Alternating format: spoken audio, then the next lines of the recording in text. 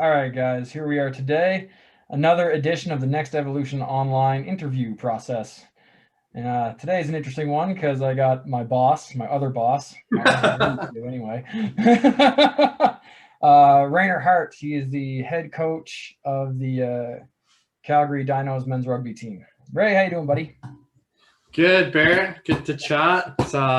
Got to do it over Zoom these days, but good nonetheless. I know. Eventually, we'll get together and have a whiskey or something and call it a day. Yeah. So, Ray, for people that don't know you, like the Dinos, why don't you give us a little info on yourself? Sure. Yeah, a bit of background. Like you mentioned, I've been the head coach of the Dinos for, I think this is heading into my 5th year now. I originally grew up in South Africa, and that's kind of where I got into the whole rugby culture. So I played from a young age. Moved to Canada when I was 14, continued playing kind of in high school, and then transitioned into playing university at the University of Calgary, and did a business degree there. After I graduated, I wanted to keep involved in the program, so started helping out. I was the guy that was picking up phones, helping the other coaches. Somehow worked my way into an assistant role, and an opportunity came up to become the head coach a few years ago, and took it, and here we are. So things are changing a little bit now. So we've got a new head coach coming in, but I'm doing the director of rugby role for the men's program. So trying to oversee things from a bit more of a strategic side, and still your boss still. From comboy to director. Yeah, exactly. Yeah, it's definitely been fun working with you for the last couple of years, Ray. It's definitely been it's been enjoyable working with the guys. It's a great team. Like the culture is bang on, and the guys just love it. Like they're just great guys. Yeah, It's such a weird sport. yeah. Rugby is a unique sport in that way, for sure. Yeah. Obviously, a big social aspect to it. No. Yeah. Yeah. Let me tell you, as a university rugby coach, uh, in my messaging, I have to keep reminding them that the balance should be higher on the rugby side than on the social side. Yeah, I know. It's even difficult with me sometimes, and I only see them probably a couple times a week in season Right. and stuff. So But yeah, you and I have worked together now for 2 years into our second year, and it's been awesome to see kind of what you've brought to the table from an S&C perspective, coaching perspective. It's been awesome. yeah, it's been fun. I think it's on my end. I think it's super easy. I didn't have to create a buy-in, and I just did it. It's really just like a light switch. Like usually, got to create buy-in with a team. It's just like, yeah, okay, we'll do it. So it made it really easy. Right. Yeah, so that's definitely a kudos to you and the culture and work ethic that the guys had. So how'd you guys build that culture? It took a long time, and we went through a bit of a transition period too. So the Dinos program has been around for a long time. It started in the 60s under a different name, under the Stags. Yeah, the Stags. And they were a university club back then, competed in the provincial leagues, won some city titles, and I think provincial as well. And then I think there were some shenanigans in those years that ended the program. Rugby shenanigans? No. Yeah.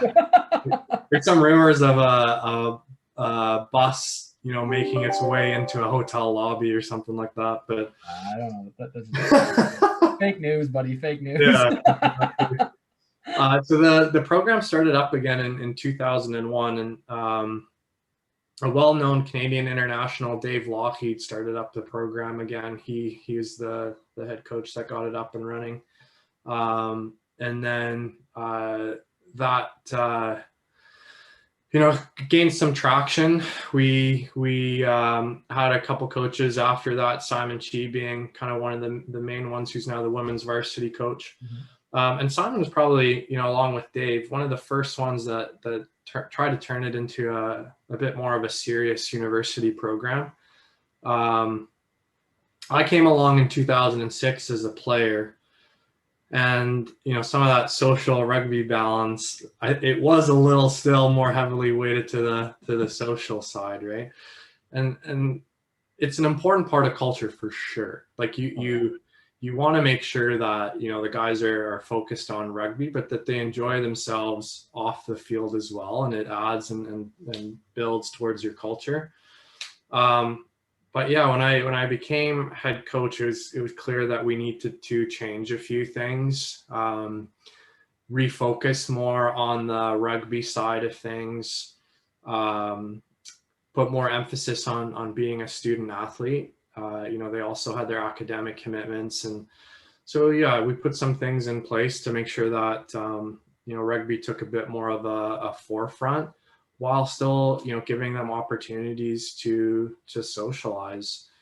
Um, we did a lot of things to make it a bit more of an inclusive environment. So we run anywhere from 2 to 3 squads, and sometimes it's a bit of a challenge when you have a first string team versus your seconds and thirds, and how that's perceived across the different teams. So we made sure that we did a lot of team bonding type activities, and made sure that it didn't matter if you were in the starting team for the first versus the thirds. Everybody is treated the same way. Everyone gets access to coaching and other opportunities within the program. So yeah, we've done a lot of work in that area. The guys have completely bought in, and to be honest, it kind of sustains itself right now. We have good senior players in there that keep that culture going. We've got coaches that are all well aligned and have bought into it. So it's been awesome. Yeah, it's pretty cool when you get to that self-sustained portion of the culture. It's almost like Totally. it's on autopilot, and you're just kind of like, okay, I'm here. Yeah, and I don't, as a coach, have to be bad cop all the time. They start, they understand where their priorities should be, and they start self-policing a bit, which is awesome. Well, that just goes to I think, like the maturity level of that culture. Yeah, That's not common. I don't think I've worked with a lot of it. Like, and any other team I work with, that's rare. right. So yeah, it's And I pretty think you've cool. seen that, right, in your sessions with the guys. Like they they're supportive and encourage each other during, and like your sessions are obviously very difficult. They're They're difficult. challenging in the right way, and uh yeah, they work together to get each other through that, and Yeah, and they call each other out when one guy's slacking, make fun of it. Just having fun while doing it too. It's pretty totally, cool. Yeah, totally, yeah. yeah. What would you say your coaching philosophy is with the boys and the team in general? Yeah, I wouldn't say that I'm the most technical coach. Like I think I know enough to be well-rounded from a rugby perspective, but again, I really focus on that cultural piece, making sure we have the right environment set up for these guys to not only improve as rugby players, but as people. Like university and rugby at the university level was a huge part of my university experience, and I wanted to make sure that players that are coming through had a similar experience to me. It's where I met my best friends, still best friends today. Um, it shaped a lot of how I interact in my life after rugby or after university. Similar things that I learned in that environment of working together as a team, some of the adversities that we faced, has equipped me now to handle certain situations in the workplace. So yeah, my general philosophy is trying to create an environment for these guys where they can be successful on and off the field, and give them an experience that I had, and something that they'll cherish even after they graduate. Yeah, I think that's one of the things that you and I are pretty in line with. It's the building better humans through athletics kind of thing. Totally. Yeah. Yeah, And it's powerful, man. It's for me personally, it's an easy way to connect with people. It's an easy way to connect with these guys. We have a common, um, standing point where we're all passionate about rugby, and so using that as a tool to, teach them about other things. And like I really enjoy working with this age group, this kind of 18 to 23, 24, 25 for the ones that do the victory laps. Victory laps. Uh, yeah, I find myself very fortunate to work with this age group because it's such an important part of their life, and you kind of see where they are when they come in as this fresh high school student, and where they're at when they graduate as a 23-year-old, and seeing how they've developed over that course. Like, we've had guys that come in that might be a little bit more on the reserved side, don't have a lot of friends coming into the program, have a long way to go as a rugby player. And then you see them 4 or 5 years later, and you wouldn't be able to recognize the guy that first came into the guy at the end. They're now in a more leadership position, way more comfortable with themselves as a human being, and hopefully picked up some rugby skills along the way too. A little bit, A little bit. Yeah. No, I think that the age from like almost like that age from like 18 to like 23, 24, it's almost like a 10 or 20-year growth spurt if it's done right. Like, I've seen, like, from my perspective, like, I graduated university and I spent a year in Japan shortly after that, and like I grew so much just in that year I was in Japan that it was almost like 4 or 5 years worth of growing. And I think through university, it's almost like you're accelerated in your growth in that period of time, just of what you're exposed to, so many different people, opinions, things you learn. Like, I think you just accelerate that growth spurt. Totally. Yeah, like that, putting yourselves into those positions, it accelerates it for sure. Like, I remember when I was in university traveling too, first time really going on overseas trips. One was actually with the Dinos, as an 18-year-old in Thailand. Not looking back on it, I can't believe my parents let me go on that trip.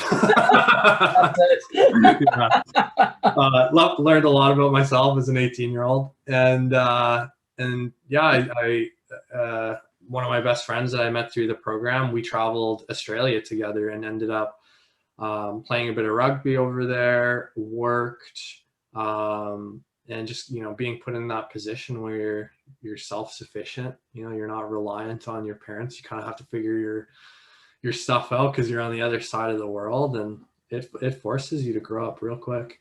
Yeah, it's pretty cool to watch them do it too. Like, even just from like the 2 years I've been coaching them, just to watch the growth for some of the individuals is pretty crazy. Yeah. It's been pretty wild. So, you're from South Africa. I gotta ask you, who's your favorite player?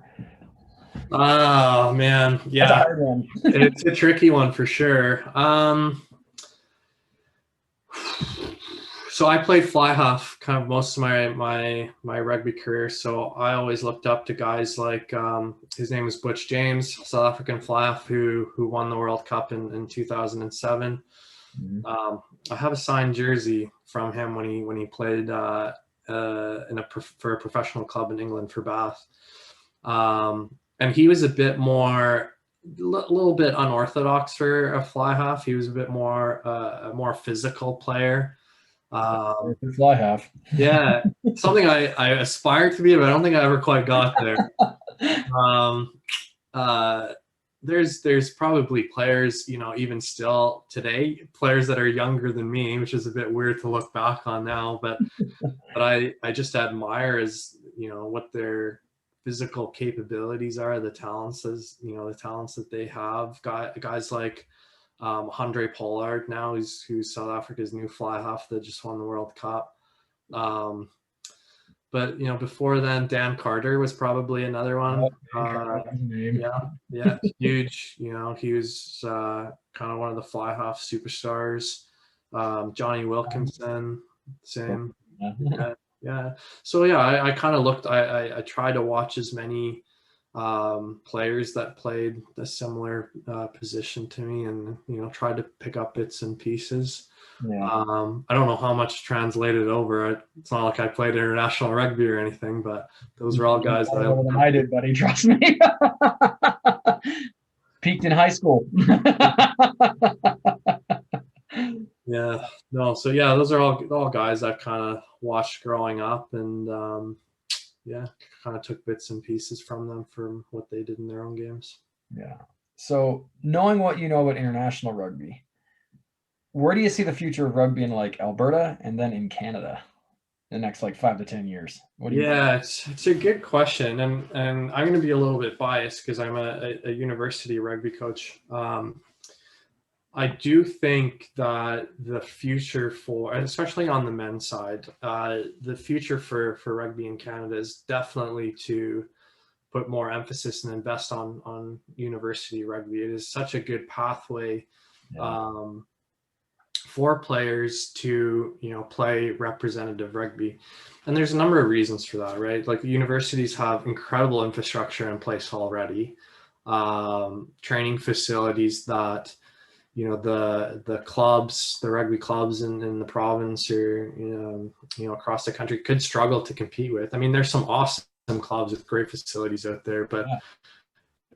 generally, and we have access to our S&C facilities, our dedicated pitches, indoor gymnasiums that we can train in throughout the year. So I think Rugby Canada needs to tap into that and invest into the university rugby landscape, because it's a natural fit. You already have the infrastructure in place. You're working with an age group that's in that 18 to 23 range. And again, a key development stage for those guys to become high performance athletes. So that's where I hope that Rugby Alberta and Rugby Canada is putting more emphasis in. With the recent news now that over the last 2 or 3 years, I guess they've had the national championships put in place for men's 15s rugby. They've expanded the number of teams that are eligible to participate in that, and they just announced recently that the Prairies have their own spot, which is awesome for us being the Prairie team. And there's a U Sports application in for men's 15s rugby to become a U Sport, and that's coming up for review in the next few months here. I think they recognize that is kind of the direction to go. And you can see it. You can see it on the women's side. They've had an established varsity rugby league for years and years and years now, and their national program is benefiting off of it. It's a natural pathway, and a lot of the women that are successful or you'll make it to the senior women's level did come through a university pathway. Yeah, it's really blown up in my opinion in Canada, probably in the last easily 10 years. Right. Easily 10 years. Like I remember when I played in high school, like I was in a small school with 30 guys, all the same people played all the same sports. Like if everyone didn't play, you didn't have the sport. And I remember when we joined the rugby team, I never even seen a game. So they were trying to tell us that we had to run down the field and pass the ball laterally and behind us and go forward. And it made no sense to anyone. We were playing football on the field doing just stuff like that. So we didn't have VHS tape. And I'm going to date myself, and it's literally say VHS tape of a game. Right. I didn't watch my first match till probably my first or second year university. Right. So, and now I can get Satanta and just watch league, union, right. Yep, straight through year round. Yeah, and that's a big thing, right? Like now it's a little bit more accessible for people to even see on TV, which is huge. TSN in recent years has shown more games. They've been broadcasting World Cups for the last while. They'll put Super Rugby games on and then certain internationals. Yeah, so it's a little bit more visible for people to get exposure to the sport. Like you said, it's definitely grown in high school. Like I remember when I was in high school, not every high school had a team in Calgary, and that has branched out significantly. Like Yeah, most high schools in Calgary have a team. and Um, competitive league ones.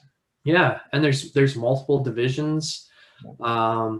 The tricky part is then you have that intake now at the high school level. How do you transfer that to club or university and get those athletes in the pathway? And rugby is always going to struggle a little bit in Canada. I mean, hockey is the sport we're always going to compete with as the dominant sport. Football, that's always a big draw card for athletes over rugby. But yeah, I think if it becomes a varsity sports on the men's side, we'll draw more athletes. Again, it's a stepping stone, a transition from high school now. Now there's opportunities at the university level, Yeah. and that will also help filter players from university back into the club systems, um, And the national systems. and the national system. So Yeah. it seems like a no brainer to me for sure. Yeah, I'd say so too. I think Canada's starting to realize that we could, if we put a little effort into it, we could probably have a decent team, men's and women's, internationally. Right. Yeah. Yeah, I mean, our women's are leading the way for us. They're, Yeah. typically in that top three, top four spot. They've had a lot of success at World Cups. They do well on the seventh circuit. Yeah. So yeah, I mean, on the men's side, we've got some catching up to do for sure. We got some work to do on the men's side, but Yeah. it's coming, I think. Mhm. What do you think? Now that you're going into your director position, what do you feel is the kind of the pathway the Dinos are taking with the whole new expansion with Prairies having a shot at Prairies having a team at nationals? How do you think the pathway is going to work now from your overwatch position? Yeah. I hold a couple positions. I mean, I've got my Dinos hat on, but I also chair our Prairies League committee. So I work with other coaches on that committee that do a lot of work behind the scenes, and some of them sit on even higher committees at the national level. So again, it's an awesome opportunity for Prairie universities now to have that direct pathway into nationals. It's only going to strengthen our league because everybody is going to want to have that that right to go. So I see our league in the Prairies just getting stronger and stronger. There's some good programs and building programs within the league. If I wear my Dinos hat, it's how do I make sure that we continue to stay on top of the table and make sure that we go to nationals. Yeah, there's a lot of different things we're looking at and continuing to build on. I mean, you're part of that journey when we brought you on a couple of years ago because we knew we were heading in this direction. So we knew we needed to put some better structure in place in the S&C side. So that's a box we had to check. It's now, a lot of it is still, raising awareness on the program as a whole, getting out into the community to make sure that people are aware, hey, we have a men's rugby program at the University of Calgary, talking to players at the high school level and rep level. So a lot more emphasis on the recruiting side. And then, making sure that we have the product in place. So have the right coaching staff in place to make sure that we continue to develop players and get them to the next level, building a team that can compete at nationals. There's some big teams out further west with UVic and UBC and even out east and with Queens and then some of the Ontario teams. So yeah, we're looking to close the gap against those schools, and it's kind of biting it off in bits and pieces. And yeah, so I'm looking at a little bit more what do we need to put in place to get there, and that's putting the proper team structures in place, you know, just within ourselves, proper coaching staff, more emphasis on recruiting, you know, working with our alumni network, you know, getting funding and donations. I mean, we're self-funded, so that's a big element on this as well that I look at to see how can we increase our funding, whether that's through fundraising, donations, or other creative ways. So yeah, there's a lot in there that I'm looking at, you know, or every year as we lead up to a new season, and just kind of, you know, laying out the plan for the next 3, 4, 5 years. Yeah. Doesn't seem like there's much to do at all. Really. No. Yeah. Yeah, totally. Yeah. Okay. It's always interesting because I love asking this next question is like, what, I only ask this one to like coaches, like, what's your style of coaching? Yeah, it's That's an a hard one. interesting one. You know, it's funny. Like I know what I think my style is, and then it's interesting to hear the guys play it back to me. You know, Yeah. what they think my style is. You know, I'm not that traditional or stereotypical, you know, football style coach that comes out screaming and yelling and all of that. You know, my coaching style is pretty even keel, I would say. I like to empower players as well, you know, so we typically stand up a bit of a leadership group, and they get a say in, you know, how practices should be run, you know, what our game plans should be, and it's important, right? You want to empower them and put them in a position to make sure that they feel that they have some say and can contribute to the direction we're going, and that just helps them buy in even further to what we're doing. That being said, I mean, there's times where I can't contain myself and I need to say something. The Democratic dictator. Yeah.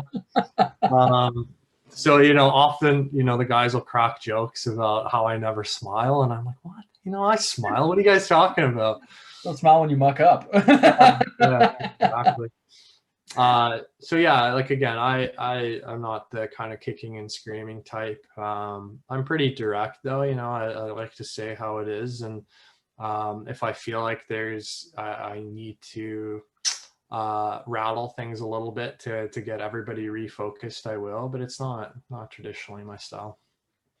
Yeah, that's cool, man. Yeah, I'd say that's fairly accurate about you. Hey, I dig blunt and to the point. I'm kind of like a sledgehammer on stained glass. Right. I'm a big believer, and this is just for me. I read a lot, and I always ask this question too: is like, you reading any books right now? Yeah, you know, I'll typically dig into some books again with kind of my coaching hat on.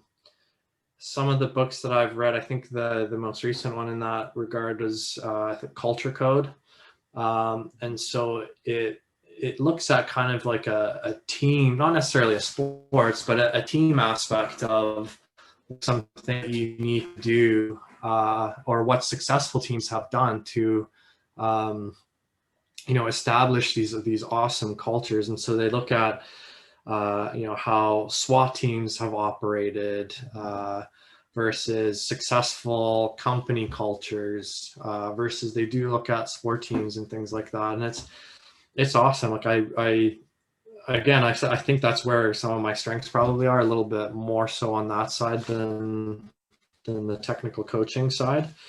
Yeah, so I typically look at books like that and try and take some nuggets out of those that I can apply. So one example in that book was, I can't remember the exact scenario, but it talked about like how do you, when you bring in new players as an example, or new people into an environment, what are things that you can do to make them feel comfortable and feel included? And so those are always things I think about, right? And then they make suggestions about any sort of small tokens, any sort of nuggets that you can give them right out of the gate to show that, you know, you're part of the whole group. We're not treating the rookies any differently than, you know, the senior players. So yeah, that's kind of the one that sticks out recently, from a coaching perspective. On a personal side, I'm a bit of a personal finance nut. It drives my wife crazy, but I read a ton of books on personal finance. Yeah. Yeah, it's been an area I've been passionate about for a long time, and I don't know if I'm always learning new things out of it, but sometimes it's always good to, you know, even if it's in different books. Yeah, totally. Just to get that affirmation that what you're doing is still, you know, still the right thing. I've got one that's it's I think 2 books away from my list that I have to go through. It's called The Psychology of Money, and I heard it's really good from 2 or 3. I haven't read that, but I have heard of it. Yeah, one of my clients is reading, and he goes, "Dude, it's awesome." Okay, interesting. Yeah, I've read all the, like, you know, the most publicized ones that you hear about, the wealthy barbers, like all that stuff. Babylon. Yeah, all of them. Journals, whatever the heck they are. Like, I could go through a whole list of mine. Intelligent Investor. Yeah. But I'm trying to think, like, what else have I read most recently? You know, I need to make some more time for reading too. You know, in between kind of coaching stuff and, you know, my day job. Sometimes there's not a whole lot of time for it. Yeah, kind of. We'll start to wind it down because I know you have to go here soon. But what's the biggest lesson 2020's taught you so far? We're at the end of the year. It's been a crazy one. That's a good one.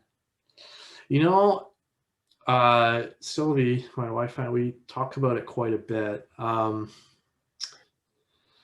think what 2020 has taught me is the ability to slow down a little bit. Like, it's kind of forced you, right? We're so used to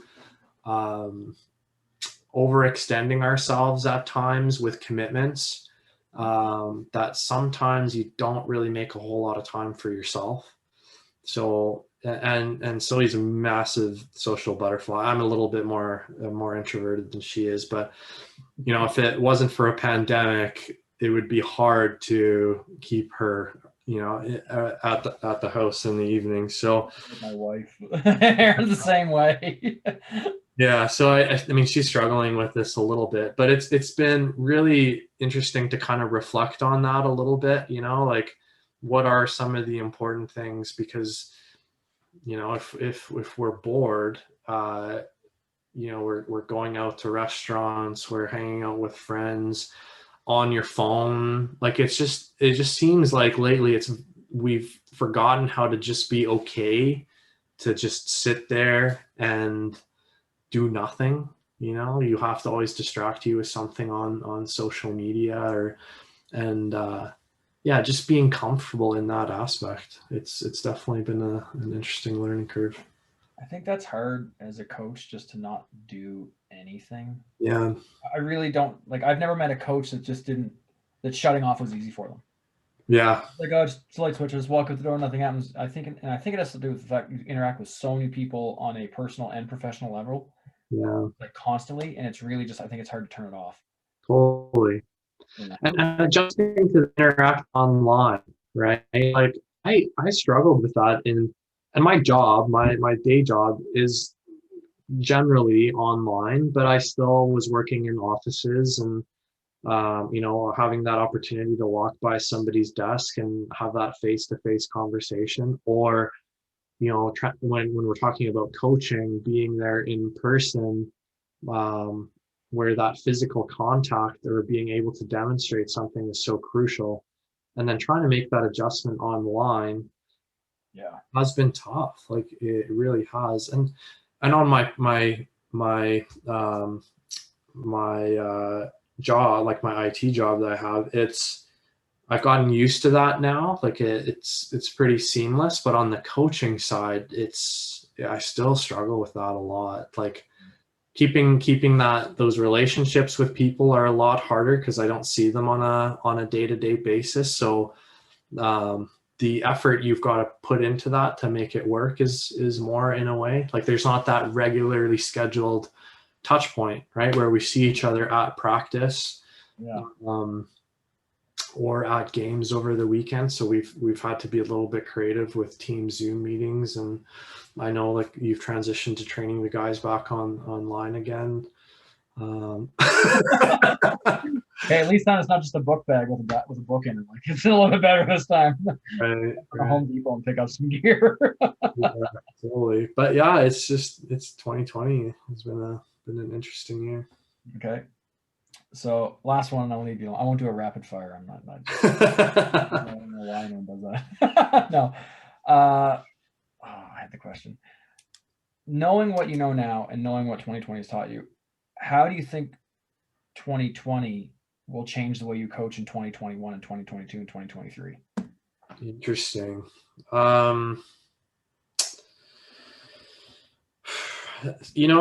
I think what it has shown me is there's probably more things you can do. Like we've had to force ourselves now to learn skills that we probably didn't have before, right? So there's probably things I've learned now that I can do remotely that I will probably carry forward into coaching as well. I am based in BC now, but my plan is still, during our seasons to be in Calgary as much as possible. But it's taught me that I can still have meetings and frequent touch points with people, even though it might be a little bit more effort, but it's possible, right? And if there's still sometimes limitations where it's hard to connect with people in person, even though that was our preferred method. It's taught us that now there's workarounds in it. Everybody is way more comfortable with using things like Zoom. And so it is effective to kind of move things along instead of trying to reschedule things to wait for a time to, when you can get in person. So like all our executive meetings have been transitioned to online, and I can see us doing that going forward. Even past when we're allowed to get back together again, because it allows me as a remote person to still be involved.